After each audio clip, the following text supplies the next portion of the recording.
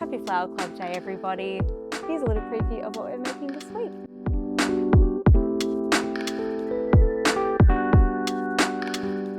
If you're wondering who I am and where Kelly is if you weren't around last week, my name's Penny. I'm the product manager here at Fig and Bloom, and Kelly has very kindly handed the torch over to me. I thank you very much. Alrighty, let's get cracking. What's in the box?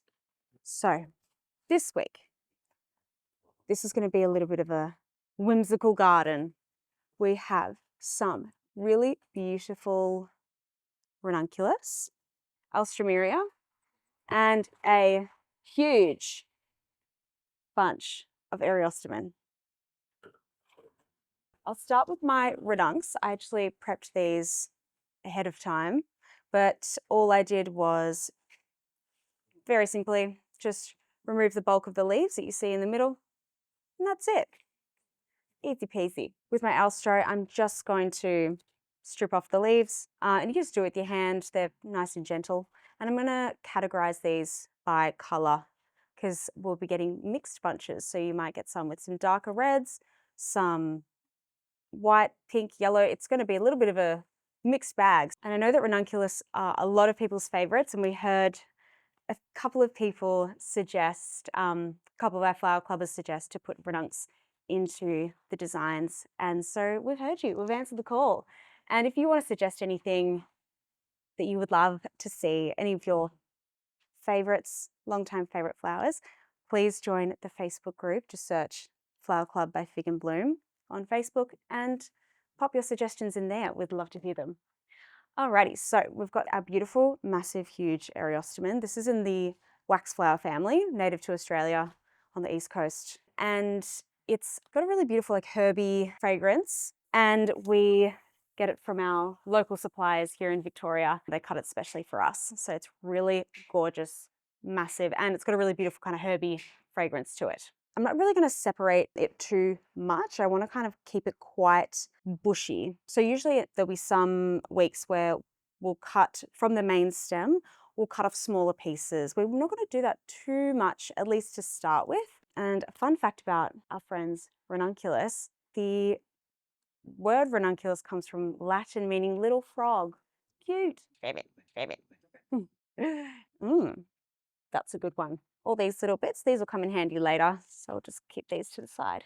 And if you ever find that stripping the foliage, you either want to protect your hand or it's a little bit tough, you can always use a cloth to pull the leaves off if you've got a nice manicure or something like that, but I don't, so I was going for it.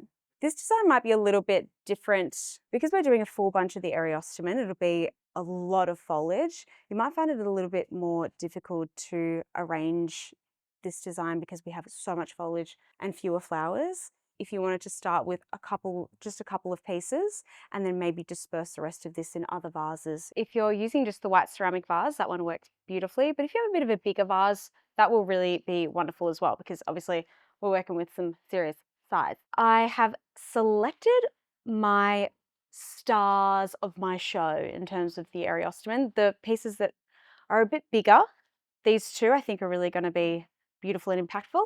And then I have over here my smaller bits that are going to kind of play the supporting role. So I've kept all of the branches on my pieces of Eriostemon just to make sure that it's going to be really full. There's going to be a little bit of a cottage garden whimsical vibe to this one. It's going to be really beautiful. Okay, so that one's kind of having a moment over here. That's cool. We'll let it do its natural thing. And this one's going to kind of be heading off in this direction. This one's going to kind of be filling in that other side over here. Scratch that.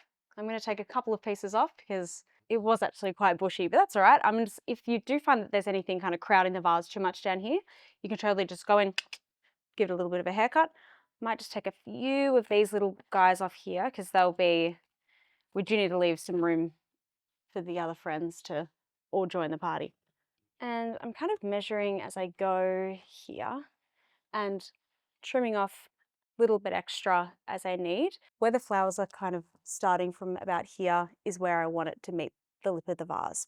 And you can kind of see, if you see this side, we can see that there are lots more little flowers here, but if I turn it around, there's not as many. You can look at each stem of your Eriostemon and kind of flip it back and forth and see which side the little blooms are showing on.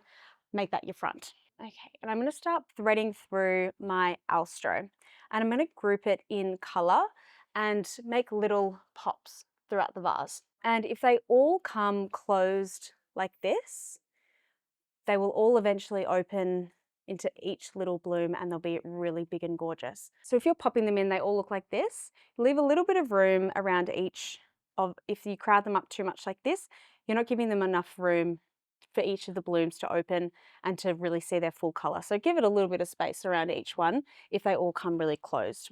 And you can kind of do what we did last week, measuring against the vase and then cutting off whatever's hanging out down here.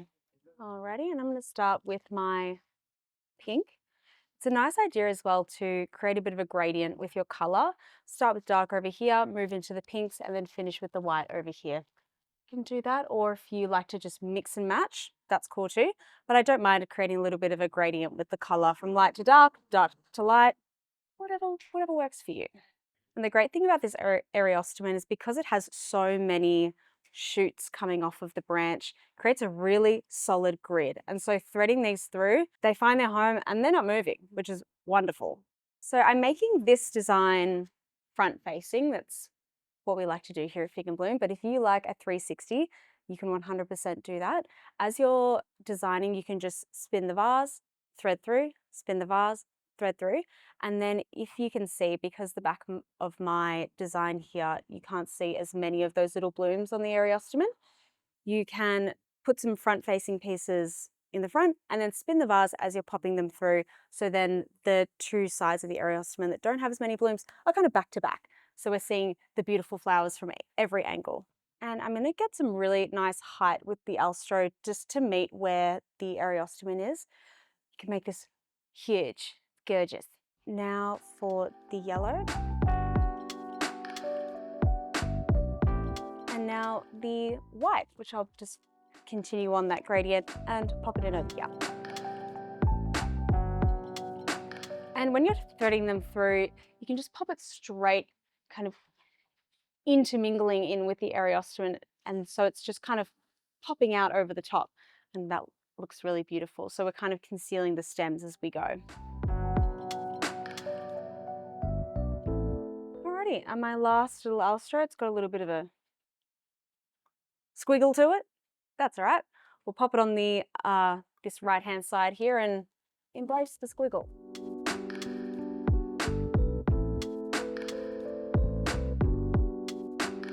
I've placed all of my Alstroe for now, and I'm going to start popping in my Ranunculus. Ranunculi, I never know which one. And these I'm going to do the same thing. I'm just going to start threading them through, and I'm going to pop them in kind of in two different places. When you're placing your Alstroe, you can kind of look to the future and think about where you want to be putting your Ranunculus, and so leaving little gaps where you're going to want to be putting them. And if you didn't leave any gaps, that's all right. You can always pull things out and rearrange.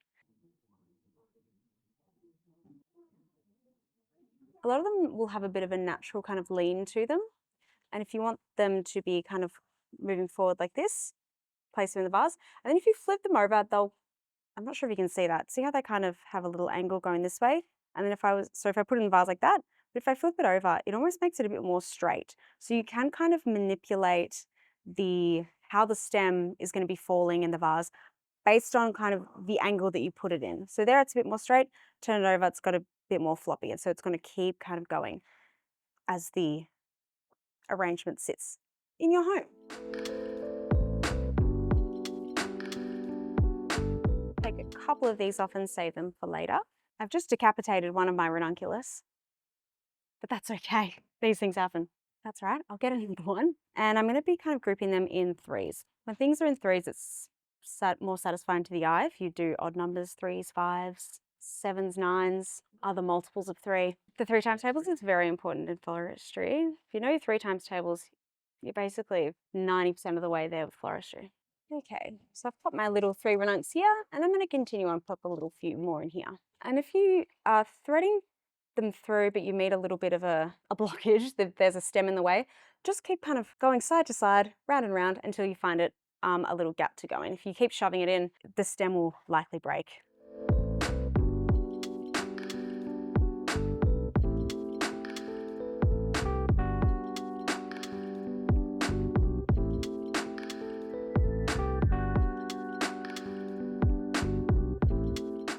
Okay.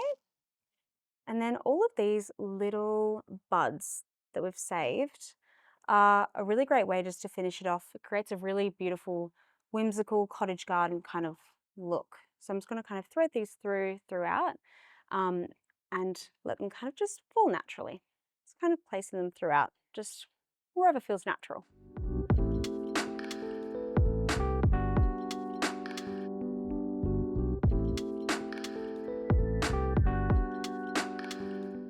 Okay, I did take out one of my Alstroemeria just because I wasn't like completely stoked about where it was, but that's all right. Just pluck it out, leave it to the side, come back to it. So pop it in the center, but a little bit lower than where I had it last time. Just so it's not overtaking the Ranunculus.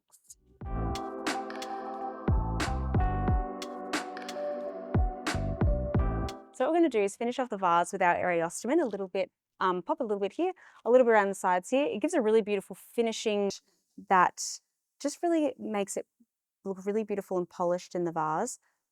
And I might cut down a few pieces because they're still very bushy. And if at this point you've kind of finished it off, but you have all of this left over, pop it in another vase, put it around the house. It's so beautiful. The flowers are so gorgeous and they'll keep flowering and the fragrance is really lovely and herbaceous.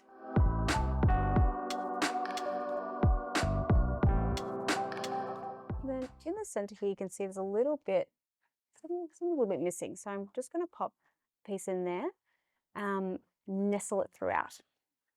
And to protect, if I just kind of popped in there, I might risk breaking off the Alstroemeria bloom. So I'm just going to pop it out and then put this in because it's a much stronger stem and this will demolish this if I start kind of shoving in when there's delicate flowers around. Alrighty, so we are all donezo. You can see that it's a bit more of a whimsical vibe than we've gone for in the past. Like last week is a little bit more structural, textural, and this one we've got a little bit more of that kind of cottage garden vibe going on. Love it. So if you have made it this far, thank you so much. It was great to have you. And if you have created your arrangement and you're proud of it and you want to show it off, would love to see you post in the Facebook group or post on Instagram and tag us at Fig and Bloom. But I'll see you next week, everybody. Bye!